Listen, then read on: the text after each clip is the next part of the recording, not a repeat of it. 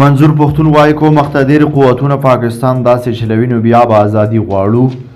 د مدني حقونو د تحریک پی ټي ایم مشر منظور احمد پښتين اسلام آباد ته نږدې ترنول کې احتجاج کوونکو پلویانو ته ویلي چې واکمن مقتدر قوتونه د پاکستان ریاست داسې چلول غواړي نو بیا به دوی ازادي غواړي. د جمعې په ورځ خپله توند د وینا کې ښاغلي پښتين خپلو پلویانو ته وویل پښتانه مجبوره کړل شوي دي، دیوال ته اړم کړل شوي دي، یا به د زندګۍ حق اخلو او یا به د ازادۍ جګړه.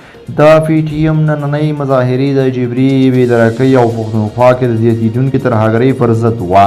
د تحریک مشرانو دغه احتجاج په اسلام آباد کې دننه د سپریم کورټ ودانۍ ته مخامخ کول غوښتل، خو د نګران حکومت یو وزیر سرفراز بګټي ویلي چې د کامیابو خبرو وروسته پی ټي ایم په ترنول کې احتجاج ته آماده شو.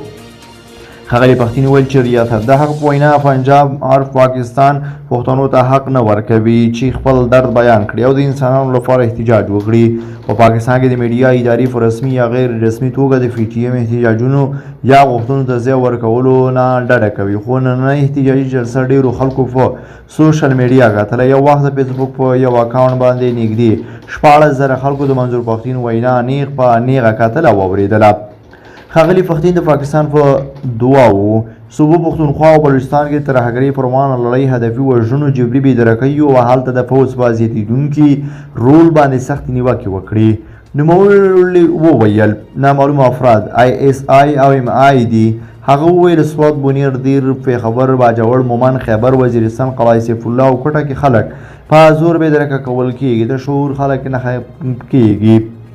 ښاغلي پښتين د قومي ادارو په اړه وویل چې حکومت ګوډاګی دی، پارلمان ګوډاګی دی او عدالتونه په واتساپ روان دي.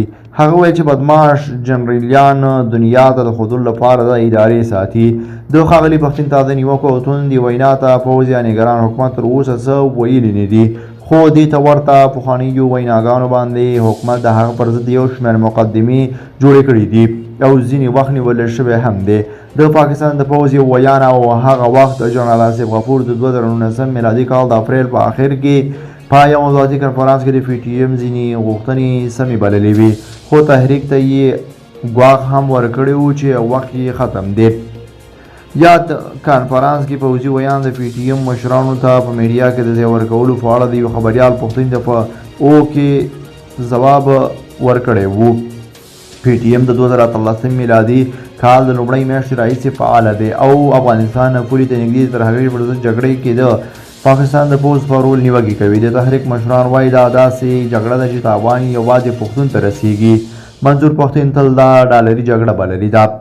د پاکستان پوځ او حکومتي مشران ترهګرۍ د هیواد لپاره لوی خطر بولي او وایي نوغې به یې وباسي، خو د پی ټي ایم پرته په هیواد کې دننه او بهر هم په پاکستان کې د زیاتېدونکې مذهبي توندلارۍ او ترهګرۍ لپاره د پوځ او ریاست په تګلارو نیوکې کېږي.